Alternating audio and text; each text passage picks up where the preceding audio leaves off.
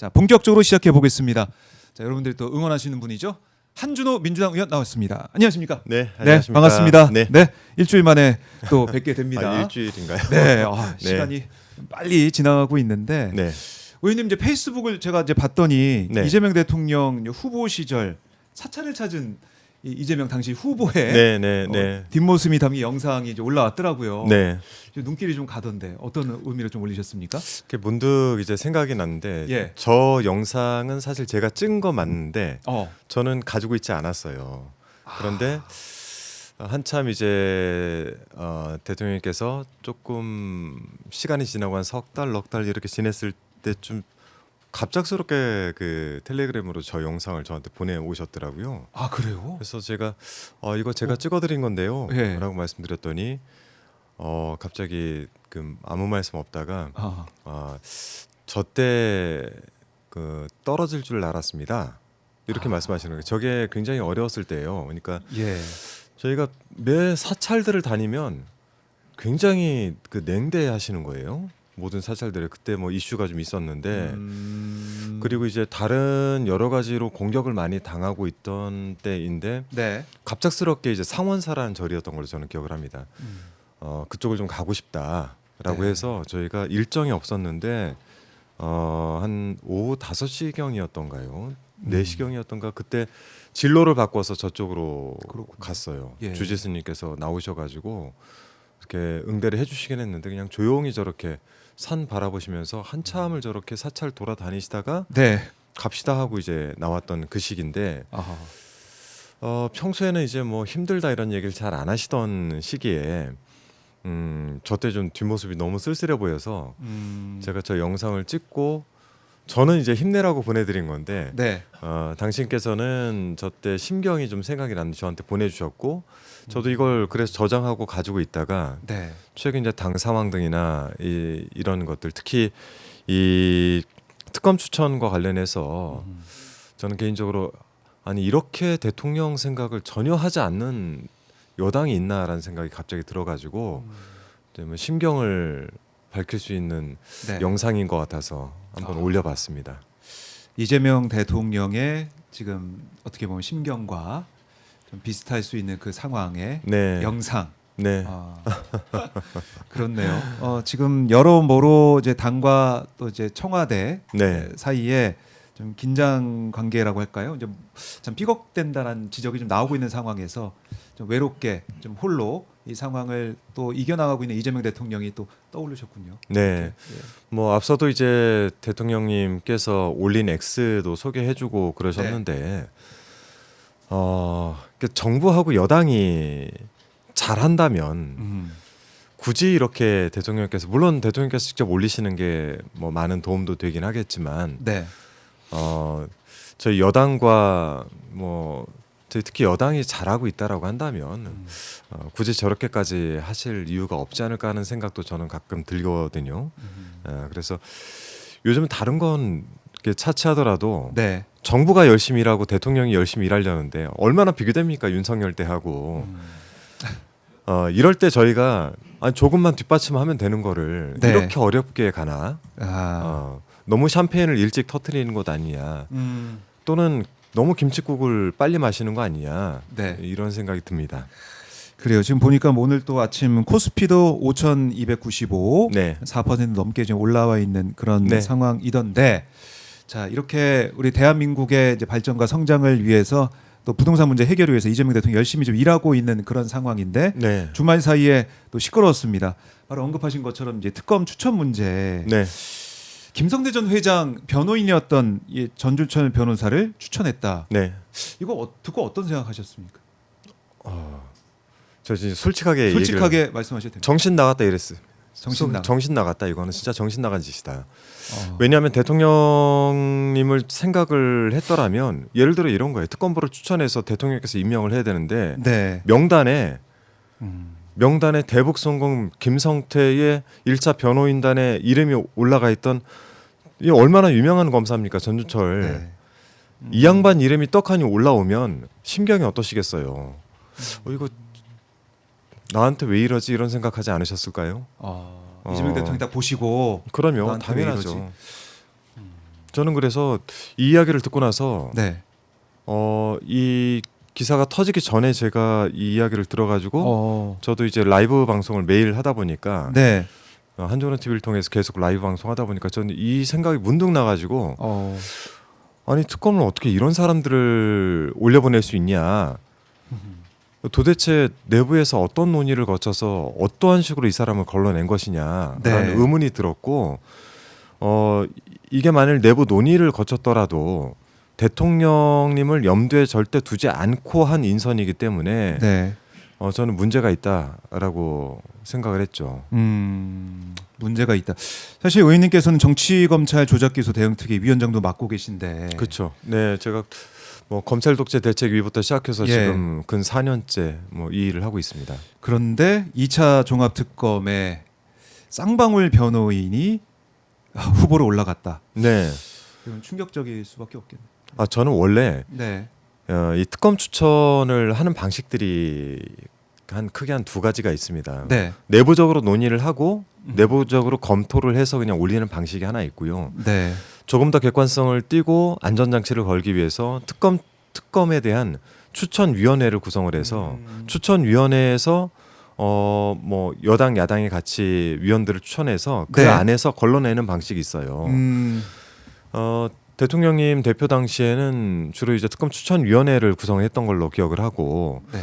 뭐 그리고 이제 이렇게 내부적으로 인선해서 올리더라도 네. 최소한 관련돼 있는 상임위에 물어보거나 그리고 그렇게 결정을 했더라면 최고위에서 네. 적어도 한번 같이 살펴보거나 이력을 놓고 살펴봐야죠. 이력을 네. 놓고 살펴보거나 뭐 이랬어야 되는데 이 두 개의 절차가 다 없었던 거 아닙니까? 그리고 추천위를 구성하는 방식도 사용하지 않았고 네.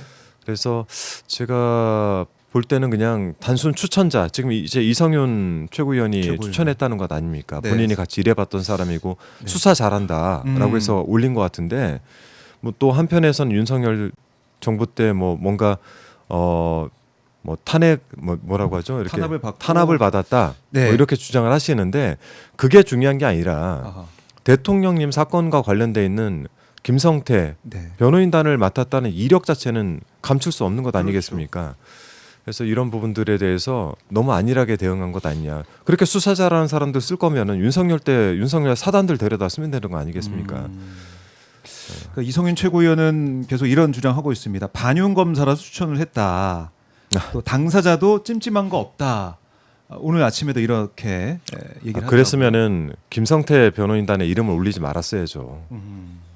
그 변호인단의 이름을 올린 사람을 특검 추천해서 이재명 대통령이 보게 했다. 그러면 김성태가 그 한국으로 다시 들어왔을 때 공항에서 했던 말과 검사들의 회유당한 뒤에 이야기가 달라져서 이 대북 송금과 관련된 사건을 굉장히 어렵게 만든 사람 아닙니까? 네. 그 사람의 변호인단을 한 거 거기다 이름을 올린 것 자체가 문제인 거죠. 아하. 그리고 그런 이력이 남아 있는 사람을 이 특검에다 추천해서 이 이배수로 대통령께 올라가게끔 만드는 거는 문제 있는 것 아닙니까? 책임을 져야죠. 책임을 져야 된다. 네. 이성윤 최고위원이 책임을 져야 된다고 보세요? 지금 올바른 사과도 하지 않고 네. 본인이 지금 이 사안에 대해서 뭐 특별하게 뭐 모르겠습니다. 정확히 내용을 안 읽어봤지만 제가 보기엔 변명을 하고 있는 것처럼 보이는데 네. 뭐 이게 지금 현재 이 상황을 설명하기에 옳은지 저는 좀 판단이 안 됩니다. 네, 책임지는 모습이 보이지 않고 있다라고 지적해 주셨고, 그리고 정청래 대표가 어제 이제 박수현 대변인 통해 가지고 네. 인선 검증 실패에 대해 어떻게 보면 당 차원에서 사과도 네, 하긴 네. 했습니다. 이대로 이제 정리가 되는 걸까요? 어떻게 보세요? 당 차원의 사과를 대변인 통해서 하실 게 아니라 대표께서 하셔야죠. 네. 직접. 이런 이제 그 검증 작업을 네. 그러니까 제가 계속 얘기하는 게 그 정청래 대표님의 과정 관리가 대단히 서투르다. 그러니까 당을 이끌어가는 과정에는 이게 수기 민주주의도 필요하고 대의 민주주의도 필요한 것 아니겠습니까? 제가 다른 방송에서 누차 말씀드리지만 네. 본인이 지금 당 대표가 됐다고 해서 같이 선출된 최고위원들을 스킵하는 것도 문제가 있고 그리고 어떠한 결정을 할 때는 논의를 하라고 최고위가 구성돼 있는데 네. 그 안에서 논의를 충분히 해야죠. 그리고 이게 당 전체를 흔들 만한 사안이다 싶을 때는 의총을 요구해서 원내대표를 통해 의총을 열게 하고 그 안에서 총의를 모아야죠. 근데 이런 것들이 모두가 다 지금 배제되고 있는 것 같고 네. 이번 일도 역시 마찬가지 그런 측면에서 나온 문제가 아닌가. 그렇다면 이성윤 최고위원도 마찬가지고 정청래 대표도 마찬가지고 직접적인 사과를 하시는 게 맞다라는 네. 생각입니다. 사과를 해야 된다. 네. 그 한준호 의원도 이제 겪어봤지만은 이재명 대통령의 당 대표 시절에 네. 그 최고위의 모습이나 어떤 당내 소통 과정들 네. 그것과 정청래 대표 체제와 좀 비교가 됩니까? 어떻습니까? 크게 두 가지가 비교가 됩니다. 네. 이재명 대표 때는 반대 의견이 있으면은 반대 의견을 충분히 들을 때까지 회의를 계속 연장을 합니다. 아. 오늘 안 끝나면 내일 하고 네. 내일은 끝나면 모레 하고 그래도 결론이 안 날 때는 잠시 홀딩하고 네. 두 번째는 반드시 레드팀을 가동을 하십니다. 어. 그래서 반대 의견이 특별히 없거나 이렇게 흐지부지 되는 상황에도 네. 꼭 반대 의견들이 있는지를 재차 확인을 해서 레드팀 가동을 합니다. 근데 지금은 듣기 싫은 소리는 안 듣고 혹시 듣기 싫은 소리를 할까봐 그냥 스킵하고 네. 이런 모습을 보이는 게 가장 큰 차이점이라고 생각하죠. 차이점, 리더십의 차이점도 지금 보고 계신데 네. 사실 이 특검 추천 문제 공개적인 사과, 직접 사과 필요하다고 언급하셨지만 이 전에도 이제 합당 문제 저희가 계속 얘기를 해왔지 않습니까? 네. 어제는 조국 대표가 13일까지 민주당이 합당 관련 답을 내지 않으면 합당 논의 이제 없다라고 사실상 최후 통첩을 했습니다. 어떻게 보셨습니까? 그걸 조국 대표께서 왜 그런 이야기를 하시는지 모르겠네요. 이 문제는 합당 제의를 물론 정청래 대표께서 하셨지만 네. 저는 그래 결자 해제하라는 거예요. 그건 저희 당이 지금 논의를 하고 있는 것이고 민주당 내에서 논의해서 결론을 내면 되는 겁니다. 그거를 네. 뭐 조국 대표께서 언제까지 해라 아하. 이렇게 압박하시는 문제가 아니라고 봅니다. 이건 저희 당내 문제입니다. 아, 그러니까 조국 대표가 뭐 이 사안에 대해서 민주당을 향해서 어떤 요구를 하거나 어떤 뭐 언제까지 해라 이런 거는 좀 잘못됐다라고 보시는 거군요. 맞지 않는다 이 상황. 제가 볼 때 이게 정청래 대표께서 일방적으로 제안하신 거라고 한다면 네. 거기에 대해서는 정청래 대표께서 풀어가실 문제인 거고 지금 이게 당내 문제로 그렇죠. 변질되지 않았습니까? 네. 그리고 갑자기 그 타임라인이 나와 있는 문서까지 나왔단 말이에요. 그러면 이게 정청래 대표와 조국 대표 간에 어떤 협의가 있었는지 뭐 이런 부분부터 먼저 밝히셔야 되는 것 아닐까요? 아하. 네. 그리고 지금 현재 당이 풀어가고 있는 상황에서 네. 조국 대표께서 그렇게 뭐 언제까지 시한을 딱 정해서 마치 압박하듯 그러실 일은 아니라고 봅니다. 부적절해 보입니다. 부적절해 보인다. 네. 그런데 어제 보니까 이제 민주당 최고위 비공개 최고위가 있었는데 네. 뭐 이 내용을 들어보니까 1시간 20분 정도 진행이 됐는데 일단 의원총회를 지켜보고 다시 논의하자 이 정도 정리가 된 것 같은데 저는 네.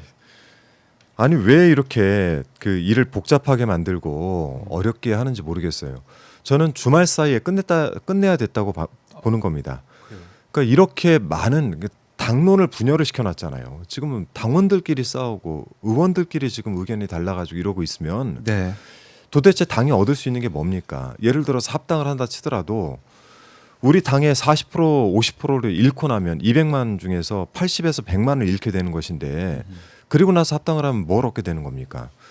이럴 때는 논의를 중단을 하고 출구 전략을 모색을 하고 네. 당을 통합하고 그리고 나서 이번 주부터는 빠르게 정부를 지원할 수 있는 민생 현안, 네. 개혁 현안 이쪽으로 돌아서야 되는 것 아닙니까? 설이 지금 코앞에 다가와 있는데 이거를 10일 의총을 하고 나서도 이걸 지켜보고 나서 결론을 내겠다? 그러면은 13일에 조국 대표께서 시한 제안한 것과 네. 이걸 뭐 결을 맞춰 가지고 가겠다는 겁니까? 아하. 저는 왜 이렇게 일을 진행하는지 모르겠어요. 그러니까 그 말씀은 지금 이제 오늘 뭐 최고위도 있지만은 내일 의총 거치고 그 내용 가지고 또 최고를 한번 열어서 13일 시한까지 어떻게 보면 또 맞아 들어가네요. 시한이. 그러니까요. 지금 보니까. 자꾸 의심을 할 수밖에 없게 만들잖아요. 시한 자체가 또 이번 주 네. 이렇게 보게 되는 상황이고. 근데 정청래 대표 쪽에서는 그런 얘기를 계속 해요. 아니 그러니까 제안은 대표가 이제 했지만 의견을 들어야 되는 거 아니냐 이제 듣고 판단하겠다. 그러니까 밖에서 볼 때는 의견을 듣는 이 모습 자체가 그래 민주적으로 판단하려고 그러는가 보다라는 생각을 할 수도 있는 것인데 어떻게 반박하시겠어요? 너무 본인들 유리한 대로 해석하시는데 그렇게 따지면 제안하시기 전에 의견을 들으셨어야죠. 왜 일은 본인이 벌려놓고 나서 이 수습을 하는 데 있어서 민주주의를 당원 주권, 민주주의 이런 걸 얘기하십니까? 네. 제안 자체를 그렇게 그 독단적으로 하신 것부터가 문제라고 생각하고 저는 개인적으로 결자 해지하셔야 된다고 보고 네. 지금 관련된 문서 나온 것도 마찬가지. 문서. 뭐 특검 추천도 마찬가지. 지금 계속해서 문제가 생기고 있고 시점들도 정부의 성과가 나올 때마다 이러고 있어서 네. 그 정부의 성과가 자꾸 가려지지 않습니까? 그렇죠. 이제 일하는 국회 또 입법 과정을 계속해서 얘기를 하고 있는데 네, 일보다는 이 당내 합당 뭐 어떻게 논의가 되고 있는지. 아주 간단해요. 예. 윤석열 정부의 비상계엄과 윤석열 탄핵 그리고 어렵게 지금 대통령이 되셨잖아요. 네. 사법부에서조차도 후보 자격까지 뺏으려고 했단 말이에요. 근데 이렇게 해서 어렵게 당선이 되고 지금 오늘 뭐 주식시장 상황도 그렇고 대통령께서 뭐 지속적으로 주택시장도 안정화를 추구하고 계시고 설 전에 민생물가 잡아야 될 거 아닙니까? 네. 그러면 당이 할 일은 뻔하죠. 조용히 정부를 뒷받침하면 되는 겁니다. 근데 이렇게 시끄럽게 해서 모든 이슈를 이 합당 블랙홀렛 다 빨아들여 버리면 그 흔히 얘기하는 정치적으로 얘기할 때 설 밥상에 합당 이슈가 올라가서 되겠습니까? 그 말씀 들어보니까 시간이 진짜 별로 없네요. 아니 골든 타임이. 일요일까지 맞췄어야죠. 그런데도 10일까지 의총을 듣고 나서 뭘 또 논의를 하고 뭘 또 결론을 냅니까? 그러니까 어제 보면은 당정 협의회를 저도 이제 지켜봤는데 네. 김민석 총리나 강훈식 비서실장의 모두 발언 들어보면 뭐라 그래야 될까요? 이게 절박함 뭐 이런 게 좀 느껴지더라고요. 그러니까 입법이 빨리 돼야 일을 하는데 그게 아마 청와대 기류인 것 같기도 하고 어떻게 파악하고 계십니까? 아니 얼마나 답답하시겠어요. 정부 입장에서 봤을 때 얼마나 답답하겠습니까? 네. 아니 뭘 해도 이슈가 만들어지질 않아요. 성과를 내도 홍보가 되질 않습니다. 네. 일을 진행하려고 하는데 입법이 너무 늦어요. 개혁까지 해야 되는데 예. 당에서 움직이질 않습니다. 얼마나 답답하겠어요. 지금 국민들이 사실 당의 합당 문제가 더 네. 관심 있겠습니까? 민생 현안이 더 관심 있겠습니까? 윤석열 재판 아직도 진행 중에 있고 대북송금 대장동 재판도 지금 아직까지 진행되고 있습니다. 근데 이런 중요한 문제들을 놔두고 지금 합당 이슈를 띄울 땐가? 그러니까 지금 시간이 없다라는 말씀을 계속 하고 계신데, 근데 정청래 대표 측이 뭐 오늘 아침 인터뷰나 이런 걸 좀 보면은 찬반이 팽팽하다. 그래서 어느 한쪽으로 바로 매듭을 지을 수 없는 상황이다. 뭐 이런 취지에도 주장하는 것 같아요. 굉장히 잘못된 주장이죠. 어. 찬반이 팽팽하게 만들었기 때문에 빨리 이 일을 중단하고 일단락 지어야 됩니다. 찬반을 팽팽하게 만드는 것 자체가 문제가 있는 거죠. 당론을 분열시켜 놨잖아요. 네. 그러면 거기에 대한 책임을 지고 빨리 이걸 매듭을 지어야죠. 그러니까 찬반이 팽팽한 것 자체가 이제 당의 이제 분열을 보여주는 상황이다. 그렇게 안 가도 되는 걸 지금 이렇게 만들었지 않습니까? 저는 그래서 저는 리더십의 부재라고 보고 네.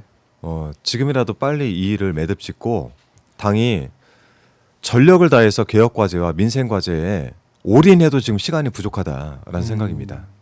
그래요. 지금 이재명 대통령의 SNS와 아니면 뭐 참모진들의 모습이나 또 김민석 총리의 모습을 보면 계속해서 이거 지금 시간이 별로 없다. 일을 해야 된다. 입법 과제에 대해서 얘기를 하고 있는데 당이 못 따라가고 있는 상황이다.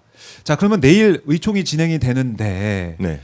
의총 이후에 뭐 일단 의총까지는 갈 것 같은데 그 다음에 바로 정리가 돼야 된다고 보시는 거네요. 저는 일단은. 밤새서라도 끝내야 된다고 봅니다. 의총을 밤을 새워서라도 밤을 새서라도 결론내서. 결론을 내야 된다고 봅니다. 네. 거기서도 결론을 못 내면 저는 지도부의 기능이 상실된 거라고 봐요.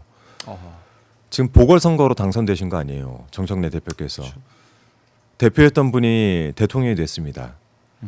그리고 당 잘 유지를 했잖아요. 네. 그 압박에 비상계엄 일어나고 윤석열 탄핵까지 일어나고 그리고 나서 정권 창출을 했지 않습니까? 그렇죠. 그러면 그 뒤를 이어서 보궐로 당선되신 분께서는 그 당을 잘 유지를 해서 대통령 되신 대표를 잘 뒷받침하면 되는 거예요. 이게 어렵습니까? 그러게요. 그 어려운 이게 길이 어려운 아닌데. 제안인가요? 그래요. 이 청와대에서 뭐 여러 가지 얘기도 지금 나오고 있는 상황이긴 한데 이재명 대통령이 그 누구보다도 제일 답답하고 갑갑하고 이럴 것 같다는 생각이 들어요. 네. 그게 이제 SNS상에서 좀 드러나고 있는가 이런 게 아닌가 생각이 좀 드는데 부동산 문제에 있어서 진심인 이런 모습들 또 이 설탕 관련된 부담금 얘기도 하시고, 그러니까 사회에 어떻게 보면 논의가 돼 봐야 되는 문제들, 토론 과제들을 이재명 대통령이 직접 얘기하고 이 상황들, 네. 이것도 어떻게 보면 국회에 바라보고 있는 국민들 입장에서 좀 아쉽다는 생각이 들 것 같기도 그럼요. 하고. 보세요. 코스피 5천. 네, 이거는 정말 대단한 겁니다. 그렇죠. 그러니까 대통령께서 당선되시고 나서 딱 한 달 정도 지나고 난 뒤에 국무회의 자체를 공개로 전환하고 네, 뭐 흔히들 이제 젠플릭스라고 불리는 것들이 시작이 됐잖아요. 예, 그리고 나서 얼마 있지 않아서 코스피 4천을 달성했습니다. 그리고 올해 초에 1월 6일이었던가요? 코스피 5천을 달성했어요. 대단한 겁니다. 제가 뭐 거래소 출신이라 네, 제가 동기들한테나 이제 그 선배들한테 전화를 해봤어요. 이걸 어떻게 해석할 수 있느냐라고 물어봤더니 네, 다른 건 없다. 뭐 대단한 성과가 갑자기 나서 그런 것보다 지금까지 저평가돼 있던 것들이 평가를 받기 시작한 건데 그 이유에는 단 한 가지 정부의 신뢰도, 정부의 대통령의 신뢰도가 높아졌기 때문이다. 네, 대통령의 신뢰도가 높아진 거는 투명하게 이 지금 국정 운영을 하고 있기 때문인데 그러면 이 성과들을 우리는 잘 뒷받침해서 조금 더 대통령의 신뢰가 굳건해지도록 만들어주면 경제 상황들 지금까지 코리아 디스카운트라고 했던 것들이 해소가 된단 말이에요. 네, 지금 부동산도 이런 식으로 잡아가면 제가 볼 때는 성과가 난다고 봅니다. 일부 성과가 나고 있다라는 기사들도 보고 매물도 있습니다. 좀 나오고 있고 막 그렇더라고요. 이제 물가도 잡아야 될 거 아닙니까? 네, 이런 일들을 하기 위해서 정부의 신뢰도를 높여주는 걸 뒷받침하고 저희는 내부적으로 개혁 과제들 차분하게 하면서 네, 디테일을 살리고 차분하게 진행해서 이 개혁 과제들을 잘 하면 되는 거예요. 아니 저는 이게 뭐가 그렇게 어려운가 자꾸 왜 새로운 걸 자꾸 꺼내가지고 예. 이 당에 혼란을 만드는지 모르겠습니다. 그래요. 이 합당 문서 이제 3월 3일까지 이 시점이 명시가 되어 있는 그런 문서도 나오고 네, 또 특검 추천 이 관련된 얘기까지 나오면서 참 혼란스러운 그런 상황인데 아직 정리가 안 되고 있고. 저는 이 네. 문건과 이 특검 문제 때문에 사실상 뭐 찬반이 갈린다고 하지만 네. 합당을 추진할 수 있는 동력은 이미 다 끝났다고 봐요. 아, 동력이 사라졌다. 이 동력이 끊어진 상태에서 이걸 밀어붙이다간 진짜 당이 두 조각 날 수 있습니다. 저는 지금 당장 이 합당과 관련된 문제에 대해서 네. 대표께서 중단 선언을 하시고 그리고 나서 혹시나 필요하면 논의기구를 만들라는 제가 제안을 드리지 않았습니까? 예. 그렇게 하셔야 돼요. 네.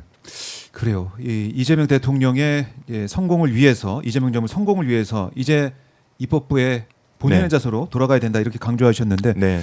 오늘 보니까 이재명 대통령 지지율이 리얼미터 조사죠. 보니까 또 상승을 했네요. 전주 대비 1.3%포인트 상승한 55.8%로 집계가 됐다. 네. 이렇게 좀 나와 있는데 저는 혼자 힘으로 지금 모든 것을 하드 캐리하는 것 같아요. 너무 이재명 대통령이 네 안쓰럽습니다.